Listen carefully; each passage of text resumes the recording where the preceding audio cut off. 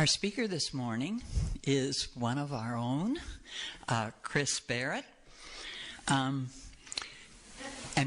Most of you know him. Chris is first and foremost an enthusiast for the future of mankind and a seeker of philosophical and esoteric knowledge.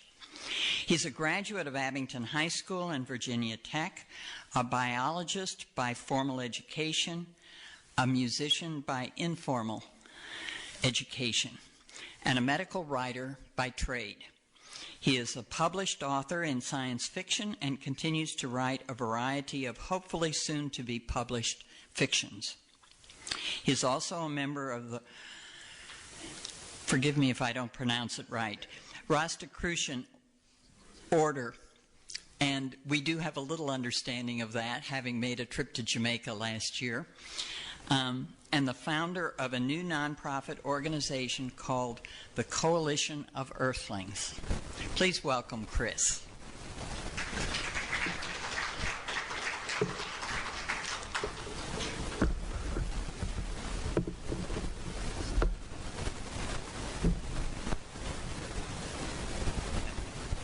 Thank you, Linda. Thanks, everyone, for another opportunity to speak to you. Good morning and namaste. Just a couple of points of clarification. It's Barnette instead of Bear. It's, it's okay, Linda. And it's Rosicrucian, which is not to be confused with Rastafarian. So, yes, just a little tiny points there. No big deal. Okay, well, I've come today to talk to you about a question that's been on my mind for several years, and a question that has been pondered, I guess, throughout time by most of humanity at one point or another. Is global unity even possible? So this is going to be a discussion on the possibility and some of the difficulties faced in creating a unified global community. What would it really take to create such a unification? And can every single human being on planet Earth take part? Big questions to answer, that's for sure. Now, for each of us, in our hearts and minds, we may have an answer formulated for this question. My mom certainly did when I asked her, and she said, no way. And I'm sure we could each come up with our own definition of what global unity means to each of us individually. But so that we can discuss it, let's try to define it first. First of all, let's start with the question itself. So what actually are we talking about? What is global unity, and what does it mean to different people? So let's first just break down the terms themselves. First, the term global, which I think is fairly easy. Merriam-Webster provides several definitions. One is of, relating to, or involving the entire world, worldwide. Also of or relating to a spherical celestial body, such as the moon or the earth. Also of, relating to, or applying to a whole, such as a mathematical function or a computer program.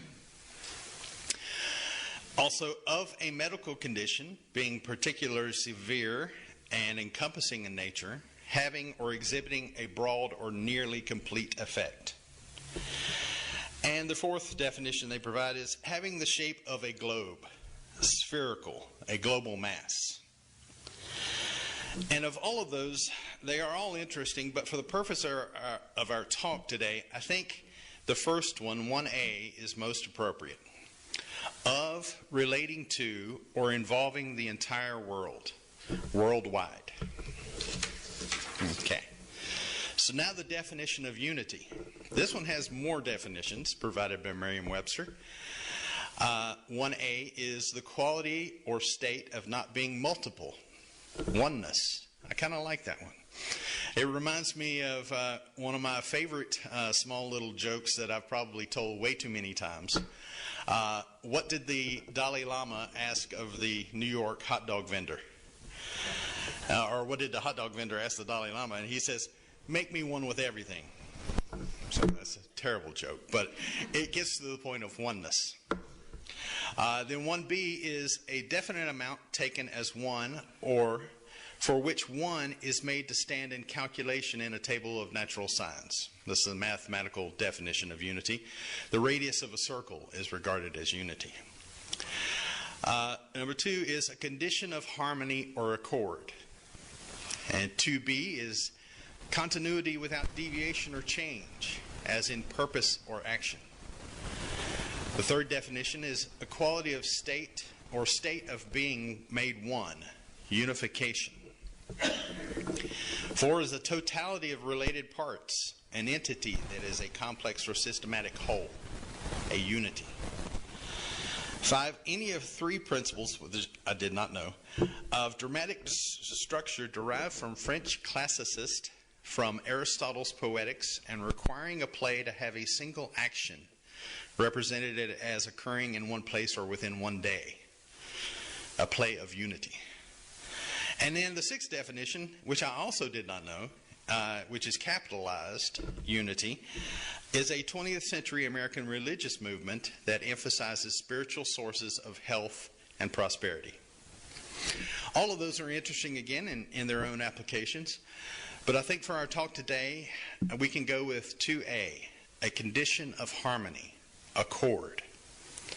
So if we squeeze those 2 definitions together and condense them, we have global unity equals worldwide harmony. A beautiful sentiment, to be sure, and not really a new idea per se, but I think we can agree it's a pretty lofty goal, and one that is indeed daunting to even consider. And like I say, it's not a new idea. It's one that's been pursued by many throughout time. But I'd like to just present a few current examples, and there are so many that I'm just going to limit it to just a few, just 3. And I'm going to use Wikipedia as a source for these 3, which I know can be a dubious source at times, but most times I find it somewhat reliable for the basics of a subject. So let's start with one that we're familiar with, Unitarian Universalism, which Wiki defines as a liberal religion characterized by a free and responsible search for truth and meaning. Unitarian Universalists assert no creed, but instead are unified by their shared search for spiritual growth. As such, their congregations include many atheists, agnostics, and theists. The roots of Unitarian Universalism lie in liberal Christianity, specifically Unitarianism and Universalism. Unitarian Universalists state that from these traditions come a deep regard for intellectual freedom and inclusive love. Congregations and members seek inspiration and derive insight from all other major religions. So here are our principles, which I think get to the point of global unity. This is what we see in our bulletins. 1, the inherent worth and dignity of every person. 2, justice, equity, and compassion in human relations.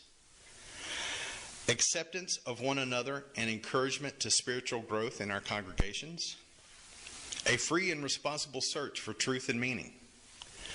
The right of conscience and the use of democratic process within our congregation and in society at large. The goal of world community with peace, liberty, and justice for all. And respect for the interdependent web of all existence of which we are a part. I like that one the most myself. Now, a second example of a global unity effort is the Global Peace and Unity event, or festival, which has been the source of considerable, or the target of considerable criticism.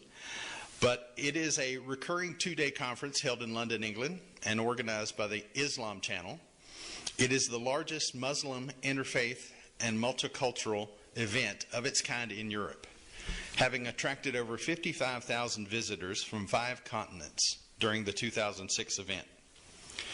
There have been 6 of these conferences since its inception in the inaugural event that was held on 4 December 2005, with others in 2006, 7, 8, 10, and 13.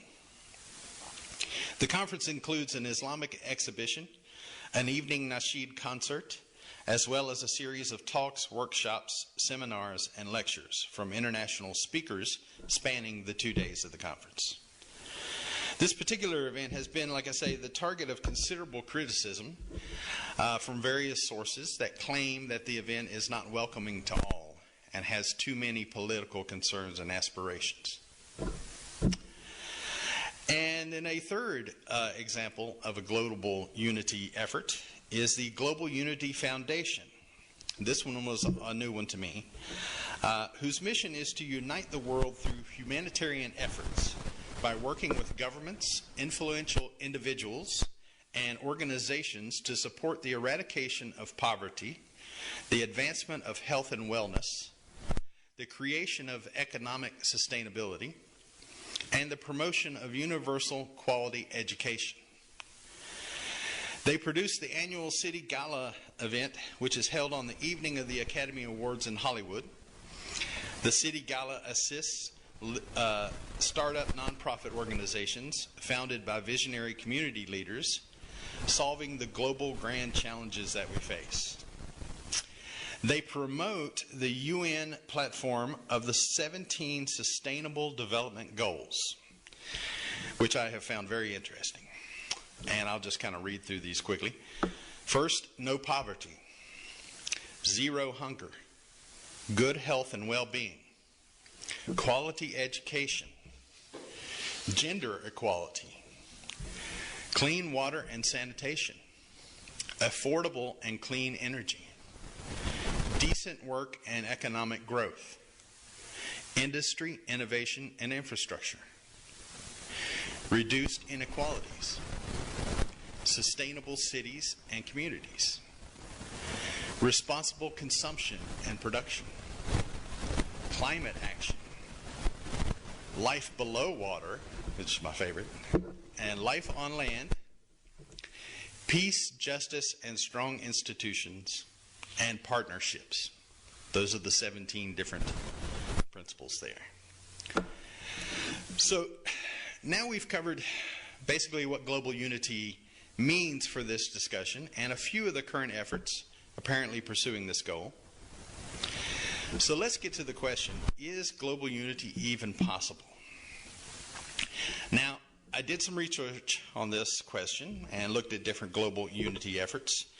And I found recently online a letter which I think really captures the essence of the idea and the broad nature of the question itself. I found that it was worded very well and kind of gets to the point. This is a letter by a lady named Vivian Chu, who is currently a curriculum developer, an English teacher, and a teacher educator in Vancouver, Canada. She has also taught English in Japan and China and presented professional development workshops in Colombia, England, Hungary, and Canada. She has also published 2 books for the English language teaching profession. So her letter is really sent for those who are to help her in a project that she's working on. And that is to bring themes of global unity into the teaching environment. So she starts. What is global unity and what does it mean to different people? What kind of unity are we talking about? Political, economic, religious, cultural, ethnic, or spiritual? Does it mean a world government under one political system, where everyone speaks one international language, forced together by economic trade, where a diversity of ethnicities and cultures are linked through intercultural marriage?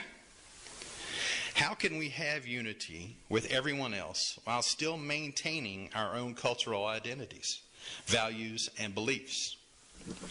Are there universal values and beliefs that are compatible with all cultures, which bring to light our common humanity and speak to us more deeply on the need for global unity? Now that's just her opening paragraph, and we'll get to a little bit more of that letter later on. Well, as I'm sure you can imagine, accomplishing this goal would be great, but it is clearly a very lofty goal, and one that at present times seems downright impossible. So if we want global unity, what are some of the difficulties or challenges that we face? And I'm just going to give you a few points to consider and think about. So for the following points, the we that I use is the collective we of all of planet Earth. Okay, we produce enough food to feed 18.9 billion people each year, with a global population of a bit over 8 billion people. And yet, according to the UN Food and Agricultural Organization, 81.5 million people are either starving or undernourished. We also create or accumulate enough wealth to bring every single human being on planet Earth above what's considered the poverty level, and then some. We spend enough of our wealth on entertainments and self-indulgences, enough that would clothe the entire world, and yet there are children with no shoes. There are an estimated 10,000 distinct religions worldwide, but about 84% of the world's population is affiliated with one of the 5 largest religion groups, namely Christianity, Islam, Hinduism, Buddhism, or forms of folk religion, each of which, my writing is terrible, each of which profess to have all the answers, and yet have been responsible for many, many atrocities throughout the years and conflicts with each other. We also have on planet Earth over 100 completely isolated communities or tribes of indigenous people scattered around the world in very remote locations, some of which have no basic understanding of how the rest of the world lives or exists. As you can imagine, some of these folks never have had the things that we take for granted. And there are a million things that we take for granted, that's for sure. And one final point, even though I could go on with days of challenges, we have developed political systems that on the surface appear to be correct, fair, and for the people, but yet somehow still allow for corruption and power-grabbing popularity contests. Well, as you can hear from what I'm saying, we could go on for days reciting a multitude of reasons why global unity appears out of reach. The world is indeed not unified at this point, and it doesn't look as though the world, in fact, wants to be unified. But I think and feel that if we acknowledge the difficulties and challenges we face, and take a step back from that daunting challenge, we can find a common ground to start from that everyone can potentially agree with. So many who disagree with the idea of global unity are afraid that they will lose something of the life they currently live, and that they will have to sacrifice their current way of life. Oh, lost my spot there. In order to comply with someone else's vision of the future. Well, I'm not sure that sacrifice is entirely necessary. We can now return to Vivian Chu's letter, who kind of gets more to the point. And also, to remind you of the context, she's speaking of her own global unity project amongst her fellow language teachers. She writes, "Through the vision of this project, striving for global unity does not mean that people have to compromise their identities to merge into a convergent global culture. It doesn't mean that people have to exercise tolerance in order to coexist without violence. Tolerance tends to imply reluctant acceptance of differences without actually understanding and relating to the foreign other. Rather, realization of global unity ensues from an evolving awareness and ongoing support of universal values and issues amid appreciation of our diversity. These values include peace, compassion, respect, justice, equality, social responsibility, human rights, and environmental preservation. Educators in all disciplines have direct opportunities to initiate dialogue and critical reflection on these values and issues in their classroom, and to plant seeds that may eventually have a cumulative effect in forming a world where justice and peace are everyday realities experienced by all, regardless of ethnicity or economic status, from local communities to the international community. In the educational environment of foreign language classrooms, 3 vehicles may be used to assist learners with language acquisition, as well as to create a common ground on which to explore their cultural identities, values, and beliefs, and relations to others.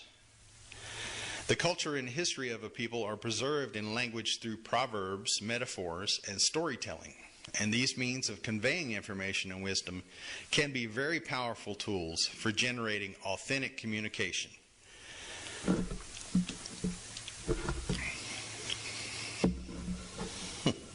I keep losing my place here. Okay.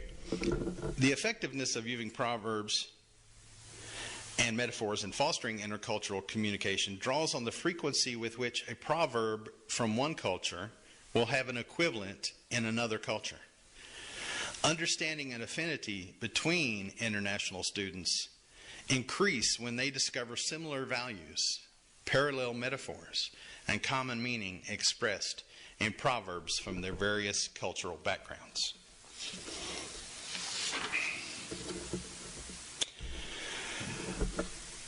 By exploring the proverbs, metaphors, and stories of various cultures, we can study language as well as explore the commonalities and differences between our cultures. We find that there are similarities that transcend cultural differences, and learn to see both our own and other cultures with more relativity. Ultimately, we can come to respect and relate to other cultures and the people who live in them, not just tolerate them. In this manner, we can heighten awareness of our spiritual unity despite peripheral differences, and thus cultivate a global unity of humanity, regardless of politics, economics, religion, culture, ethnicity, or gender. It is the vision of her ongoing project to inspire language learners to be co-creators of a more unified and peaceful global community for current and future generations. So in essence, I think the main point of her letter is that we collectively must take a step back from conflict and competition to realize and promote our commonalities and common stories, while still being able to celebrate our differences in our diverse cultures. Now back to our question. If I were asked to answer the question today, I would say that global unity can be accomplished, and it is possible, but with some caveats. Under current conditions, it would be impossible to unite the world today, or even tomorrow. Or to be quite honest, it's not going to happen anytime soon, or likely within what's left of my or our lifetimes. But I do think that it is a question and an idea worth pursuing, and to always keep the idea of global unity on our horizon. It could be the very light at the end of the tunnel that humanity has always been seeking. So following these thoughts and inspirations, I've decided to make an effort at global unity, my own little small effort. I've decided to try to pursue the idea in a broader sense. I've started a nonprofit to explore this idea and a possible path to unity.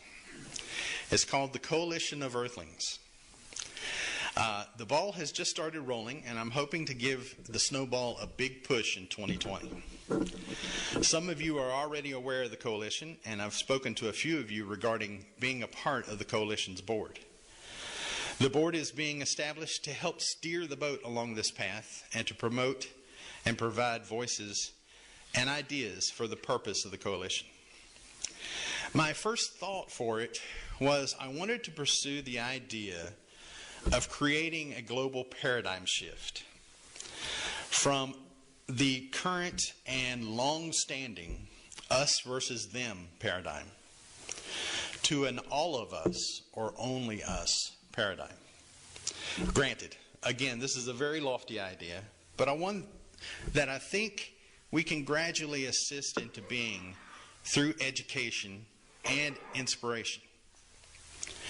So here are a few fundamentals that I think will help us in promoting this idea. First of all, awareness. Simply being aware of the nature of our global existence. Did you know certain things, like the challenges I presented? By creating did you know videos and educational videos and other tools, we might spread awareness and help to promote awareness. Some of the people on planet Earth are not even aware of planet Earth itself as we know it. They may know well the location on the planet where they live, but they are not aware of the concept of a planet in itself. We simply need to be more aware of the planet we live on, and those that inhabit it. And we also need to help others become more aware. Now, the second point that I think is necessary, and one that is certainly a topic of today's discussion, or the world's discussion in that matter, civility. And I have to send out a big thanks to Eddie Smith for sharing a book with me just last Sunday that really has just clued right into my talk today. It's titled Talking Together, Getting Beyond Polarization Through Civil Dialogue. And it's written by Kay Collier McLaughlin. Wonderful writer. Great book. I highly recommend it. But within it, I came across a definition of what civility is. And I found it very interesting, and I thought it was perfect for this talk today. The Institute for Civility in Government in Houston, Texas, provides the following definition of civility. Civility is claiming and caring for one's own identity, needs, and beliefs without degrading someone else's in the process. Civility is about more than politeness, although it is a necessary first step. It is about agreeing without disrespect, seeking common ground as a starting point for dialogue about differences, listening past one's preconceptions, and teaching others to do the same. Civility is the hard work of staying present with those with whom we have deep-rooted and fierce disagreements. It is political in the sense that it is a prerequisite for civil action.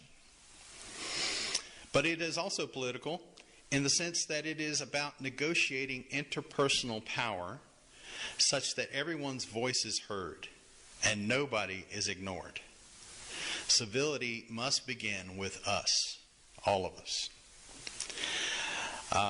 And I think that this definition should be required reading in our current political environments. That's for sure. The third point is conversation.